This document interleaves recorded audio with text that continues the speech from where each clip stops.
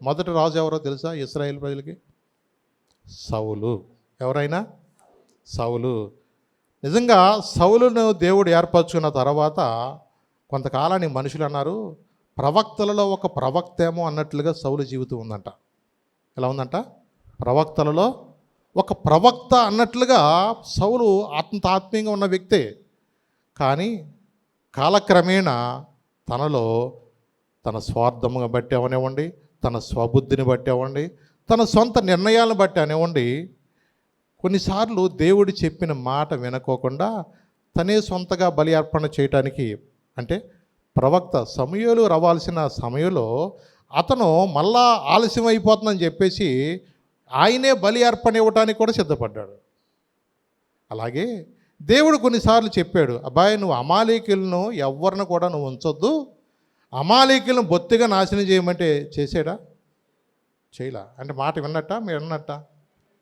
అంటే దేవుడు ఏ మాట అయితే చెప్పాడో ఆ మాట వినుకోకుండా తన సొంత ఆలోచన బట్టి చేసినందుకు దేవుడు అతని విషయంలో చాలా బాధపడ్డాడు.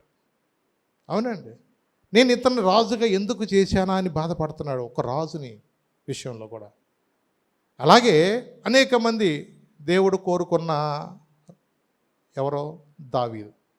ఎవరో ఇతడు నేను కోరుకున్నవాడు, దావీదుని గురించి దేవుడు కోరుకున్న వ్యక్తే కదా. మరి దేవుడు కోరుకున్న వ్యక్తిలో కూడా ఏమన్నా సంపూర్ణత కనపడుతుందా దావీదులో? హృదయానుసారుడే కదా. దేవుడు ఇష్టపడి కోరుకుని యెషయా కుమారుని ఒకను కనుగొన్నానని చెప్పి అతను తీసుకొచ్చి సింహాసనం మీద దేవుడు కూర్చోబెట్టాడు కదా. అతను కనీసం పోనీ అన్ని విషయాల్లో కూడా ఏమన్నా సంపూర్ణత కనపడుతుందా దావీదు విషయంలో? అతను కూడా కొన్నిసార్లు నీతి విషయంలో తొట్టిల్లినట్టుగా మనకు కనపడుతుంది. అంటే ఆజ్ఞకి వ్యతిరేకంగానే జీవించాడు. మనకు తెలుసు కదా, నీ పొరుగువాని భార్యను కూడా ఆశించకూడదని దేవుడు చెప్పాడు కదా ధర్మశాస్త్ర ప్రకారం ఆజ్ఞలో. కానీ అతడు నిలబడగలిగాడా? నిలబడలేక ఆ యొక్క పొరుగువాని భార్యను ఆశించడం మాత్రమే కాదు, ఆమె బెత్షెబా యొక్క భర్తను కూడా ఏం చేశాడు? చంపించేశాడు. అంటే చూడండి, రాజుల జీవితాల్లో కూడా మనం గమనించినట్లయితే దేవుడే ప్రేమించి, దేవుడే ఆయన చిత్తానుసారంగా ప్రవక్తను పంపించి అభిషేకించి తైలపు కొమ్ముతో ఆయన పంపిన రాజులలో సహితము సంపూర్ణ పర్ఫెక్షన్ అనేది లేదు. అంటే కొన్నిసార్లు అనుకోవచ్చు, ఎలక్షన్కు ముందు ఎవరైనా అలాగే మాట్లాడతారు, అసలు మేము వచ్చామంటే ఈ రోడ్లన్నీ బంగారపు రోడ్లు వేసేస్తాం అన్నట్టు. అసలు మేము వచ్చామంటే ఇంటింటికి పంపులు పెట్టేసేస్తాం, మేము వచ్చామంటే ఇంటింటికి బాత్రూమ్ లేని వాష్రూమ్స్ ఏంటి, మీకు అసలుకి బస్సు రోడ్డు మీద కాదు మీ ఇంటి ముందు వచ్చి ఆగుద్ది. అంటే ఎన్నో రకాలుగా మనుషుల్లో ఏమంటారు, అవన్నీ ముందు రకరకాలుగా మాట్లాడతారు. అవునండి, చూడండి. కానీ వాళ్ళు అనుకున్నట్టుగా చేయగలుగుతారంటే అన్నీ చేయలేరు. ప్రయత్నిస్తారు. ఏం చేస్తారు? ప్రయత్నిస్తారు. ఎప్పటి వరకు? రేపు మళ్ళీ వచ్చే ఎలక్షన్ దాకా. ఏదైనా అప్పులు పాలైపోయిన రాష్ట్రాన్ని, అప్పులు పాలైన దేశాన్ని ఒక గాడిలో పెడతాం అనేది ఎవరికైనా కష్టమే. కానీ మాటలో ఏమంటారు, అలా అంటే మాకు అధికారం రాదు కదండి, ఒకేసారి అన్నీ చేయాలన్నా కూడా గబుక్కుని కష్టం కదండి. మరి గత ప్రభుత్వం చేసిన అప్పుల్లో నుంచి బయటికి తేవాలంటే మాకు కత్తి మీద సాములాగా ఉంది అంటారు ఎవరైనా. వీళ్ళు వెళ్ళిపోయినా వాళ్ళు అదే మాట్లాడతారు, వాళ్ళు వెళ్ళిపోయినా వీళ్ళు అదే మాట మాడుతూ ఉంటారు. ఇలాగ రకరకాలుగా ఎన్నో రకాలుగా అధికారులు అనుకున్న వాళ్ళు, మంత్రులు అనుకున్న వాళ్ళు, రాజులు అనుకున్న వాళ్ళు సంపూర్ణముగా ఎవరో కూడా చేయలేరు. కానీ ఈ రాజు ఎలాగొచ్చాడంటానైనా నీతిపరుడై, ఏముందని వాక్యం అక్కడ, అందుకనే సంతోషించాలి మీరు. అవునండి, ఈ రోజున ప్రజల జీవితాలు బాగుండాలంటే, ప్రజల జీవితాల్లో సంతోషించాలంటే రాజు అనే వ్యక్తి నీతిపరుడుగా బ్రతకాలి. అవునండి, ప్రజలు ఎప్పుడు సంతోషిస్తారు?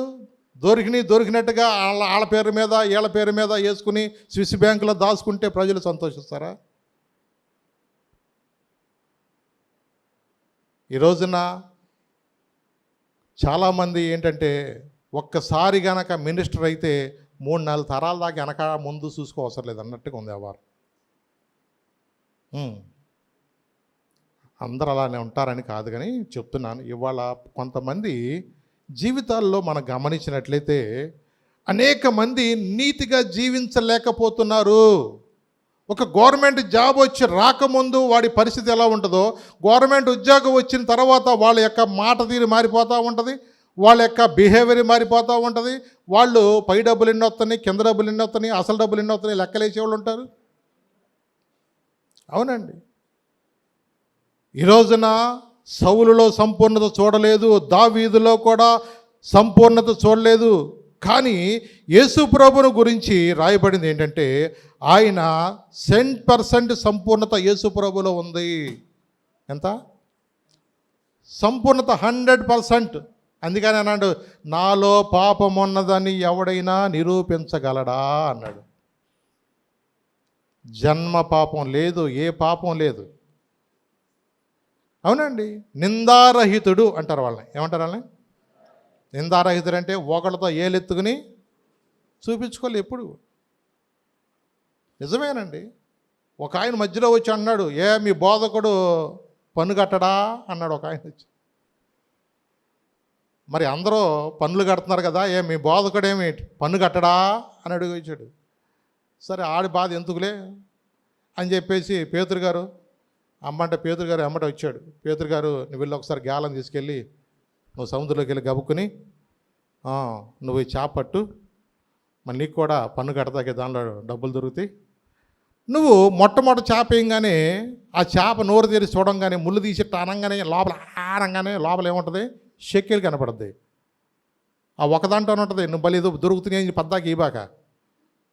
సామాన్యంగా మనిషిలో ఒక ఆశ ఉంటుంది, అమ్మో దీంట్లో షెక్కేలు దొరికిందంటే ఈసారి వచ్చిందంటే బంగారం ఉంటుందేమోగా. ఇలాంటి ఆ మనసులో ఎవరికైనా సామాన్యంగా ఆశ ఉండొచ్చు. కానీ పేతురుతో ఏమన్నాడు తెలుసా? నువ్వు మొట్టమొదటగా చేప పడతావు కదా, వెళ్ళి ఆ చేప నోరు తెరిచి చూస్తే దానిలో ఒక షెక్కెలు ఉంటుంది. ఆ షెక్కెల్లో 1/2 షెక్కెలు నాకు పన్ను, నీకు 1/2 షెక్కెలు పన్ను నీకు కట్టేద్దాం వెళ్ళిరా అన్నాడు. అంటే చూడండి, దేవుడు చెప్పినట్లుగా ఆ చేప మొట్టమొదట పట్టిన చేపలోనే ఏం దొరికింది? షెక్కేలు దొరికింది కదా. అంటే చూడండి, నాకు గమనించినట్లయితే దేవుడికి ఈ లోకంలో భూమియు దాని సంపూర్ణతయు కూడా దేవునియే. చేప దేవుడు మాట వింటుంది. యోనాను కూడా తీసుకెళ్ళటానికి చేపే కదా దేవుడు మాట అన్నది. ఇలాంటి దేవుడు ఆయన కావాలంటే గుర్రాలు రావా, రథాలు రావా, ఏమి రావు చెప్పండి ఆయనకి. కానీ దేవుడు ఎందుకు గాడిదనే కోరుకున్నాడు? కొన్నిసార్లు మనకు అనిపిస్తూ ఉంటుంది. ఎందుకంటే ఈ లోకంలో మన జీవితాల్లో కూడా గమనించినట్లయితే, ప్రభా యోగ్యత లేని నా బ్రతుకుల్లో, అసలు మంచి అంటూ లేని నా జీవితంలో అసలు నన్ను ఎందుకు ఇంతగా నువ్వు ప్రేమించావు ప్రభా? నా జీవితంలో ఎందుకు నన్ను ఇంతగా నువ్వు ప్రభా ఆయన నన్ను పిలుచుకుని నన్ను రక్షించుకున్నావు? కొన్నిసార్లు మనకే కొన్నిసార్లు ఆశ్చర్యం వేస్తూ ఉంటుందండి. లోకంలో ఎవడి ఇష్టానుసారంగా బ్రతుకుతున్న దినాల్లో, ఎవడి ఇష్టానుసారంగా జీవిస్తున్న దినాల్లో దేవుడు మనల్ని ప్రేమించి ఆయన నిన్ను నన్ను పిలుచుకున్నది ఎందుకో తెలుసా? నీ జీవితంలో కూడా నీవు కూడా ఎలా ఉండాలంటే నిందారహితుడిగా ఉండాలి. ఎలా ఉండాలంట? అవునండి. ప్రార్థనకు వెళ్ళే మన జీవితాలు ఎలా ఉండాలి? రాత్రి కూడా ఒక మాట చెప్పా, ఆ మాట జస్ట్ మీకు జ్ఞాపం చేస్తాను. తీతుకు రాయబడిన పత్రికలో ఒక్కసారి వెళదాం. ఎందుకంటే ప్రార్థనకు వస్తున్న మన జీవితాల్లో యేసు ప్రభువారు తన ఈ కుమారుడైన పౌలు గారి ద్వారా కొన్ని విషయాలు ప్రార్థనకు వెళుతున్న వాళ్ళ జీవితాలు ఎలా ఉండాలో కూడా చెప్తున్నాడు అక్కడ. మీరు మొదటి అధ్యాయంలో రండి, ఒకసారి తీతుకు రాయబడిన పత్రిక మొదటి అధ్యాయంలో మీరు గమనించినట్లయితే 6వ వచనం నుంచి మీరు ఒక్కసారి చదువుదాం. ఎలా ఉండాలన్నాడు సంఘములో? ఎవడైనను నిందారహితుడును. చూడండి ఇక్కడ ఎలా ఉండాలంట, నిందారహితుడును గాను, ఏకపత్ని పురుషుడును, దుర్వ్యాపార విషయము నేరము మోపబడని వారై అవిధేయులు కాక విశ్వాసులైన పిల్లల గలవాడునై ఉన్న ఎడల అట్టి వానిని పెద్దగా నియమింపవచ్చును. ఎందుకనగా అధ్యక్షుడు దేవుని గృహ నిర్వాహకుని వలె నిందారహితుడై ఉండవలెను. అతడు స్వేచ్ఛాపరుడును, ముక్కోపయు, మద్యపానియు, కొట్టువాడును, దుర్లాభం అపేక్షించువాడును కాక అతిథి ప్రియుడును, సజ్జన ప్రియుడును, స్వస్థ బుద్ధి గలవాడును, నీతిమంతుడును, పవిత్రుడును, ఆశా నిగ్రహము గలవాడినై ఉండి తాము హితబోధ విషయమై జనులను హెచ్చరించుటకును, ఎదురాడు వారి మాట ఖండించుటకును శక్తి గలవాడగునట్లు ఉపదేశమును అనుసరించి నమ్మదగిన బోధను గట్టిగా చేపట్టుకుని వాడనై ఉండవలెను. చూడండి, ఇవన్నీ కూడా సంఘములో ఎలాగుండాలో పౌలు గారు చెప్తున్నాడు ఇక్కడ. మీరు ఈ పట్టణాల్లో మీరు పెద్దలుగా నియమించే వాళ్ళు ఎలా ఉండాలో అంటూ ఈ యొక్క మొదటి అధ్యాయంలో 6వ వచనం నుంచి మీరు 9వ వచనం వరకు మళ్ళీ ఒకసారి ఇంటికి వెళ్ళిన చదవండి. మీరు ఎలా ఉండాలి అంటూ చెప్తున్నాడు అక్కడ. నిందారహితుడిగా ఉండండి, ఏకపత్ని పురుషుడిగా ఉండండి, దుర్వ్యాపార విషయంలో నేరం మోపబడిన వారై అవిధేయులుగాక విశ్వాసులైన పిల్లలు గలవాడై ఉన్న ఎడల అట్టి వారిని పెద్దలుగా నియమించండి. అవును, ఈ రోజున చాలామందిలో కూడా వారి యొక్క జీవితాల్లో మాదిరి లేని జీవితాలను బట్టి దేవుని నామం అవమానకరంగా ఉంటుంది. ఎలాంటి వాడిని పెద్దగా పెట్టాలా, ఎలాంటి వాడిని ఒక ఉన్నతమైన హోదాలో పెట్టాలా? అందుకని ఈ రోజున కొన్నిసార్లు ఒక వ్యక్తిని సెలెక్ట్ చేసుకునేటప్పుడు అతని క్యారెక్టర్ విషయంలో కూడా గమనించుకునే లోకంలోనే అలాంటి వ్యక్తిని ఉండాలని చూస్తూ ఉంటారు కదా. మరి దేవుని సంఘంలో ఒక వ్యక్తి పెద్దగా ఉండాలన్నా, దేవుని వ్యక్తి ఆ పరిచర్లో పాలు పంపులు పొందే వ్యక్తి అలా ఎలాంటి వ్యక్తి ఉండాలో కూడా సంఘములో అలాంటి వారి వలన దేవునికి మహిమ కలుగుద్దని అలాంటి వ్యక్తులు ఉండాలని చెప్తున్నాడు. నిందారహితుడుగా ఉండాలి. ఎందుకు ఈ మాట చెప్తున్నానంటే, మనకు బోధించిన ప్రభువు ఆయన నిందారహితుడిగా ఉన్నాడు, నీతి గలవాడుగా ఉన్నాడు, ఒక్కరితో చెప్పించుకునేటట్టుగా ఆయన జీవితం లేదు. ఆయన ఆ యెరూషలేము వేదులలోకి వచ్చి నిజంగా అనేక మంది కూడా దేవుని స్తుతిస్తూ దేవుని మహింపరుస్తూ వాళ్ళందరూ కూడా వెళుతున్నారు. అలాగే రక్షకుడుగా ఈ లోకానికి వచ్చాడు. దేని నుండి? పాపం నుండి రక్షించేవాడు, మరణం నుండి రక్షించేవాడు, వ్యాధుల నుండి రక్షించేవాడు, సాతాను యొక్క శోధన నుండి కూడా నిన్నేం చేస్తాడైనా రక్షించే రక్షకుడు. అవునండి, ఈరోజు నా అపవాది ఎవరిని మింగుదురా అని వాడు గర్జన సింహాలు తిరుగుతూ ఉన్నాడు.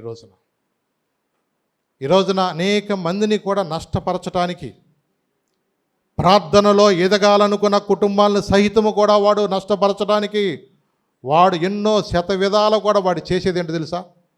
ఏదో ఒక విధంగా దేవుని యొక్క సన్నిధిలో వాళ్ళు వెళ్ళకోకుండా అడ్డుకుంటానికే వాడు శత విధాల ప్రయత్నం చేస్తాడు. అవునండి, ఏదో ఎవడో ఎంత చిన్న మాట అన్నాడు నేను చర్చికి రానంటాం. ఏమండి, రేపొద్దున మనం చచ్చిపోయామంటే పరలోకం వెళ్ళాలా వద్దో చెప్పండి. పరలోకం వెళ్ళాలంటే దేవుని వాక్యం వినాలా? సెంటర్లో కూర్చుంటే మనకు వాక్యం వినపడద్దా? మైకులో వింటాలంటే కుదురుద్దా? ప్రభు బిడ్డలుగా దేవుని మందిరంలో మనం అందరం కూడా ఆరాధించాలని దేవుడు మనకు చెప్తున్నాడు ఈరోజు. ఎందుకంటే ఈ రోజున ఈ వారం నేను వినపోతే తర్వాత వాక్యం అన్న ఫోన్లో వస్తుంది, అప్పుడు వింటాలి అంటే ఎట్ట కుదురుద్ది? మనం సమాజంగా కూడుకునటం మానుకోకూడదు ఎప్పుడు కూడా.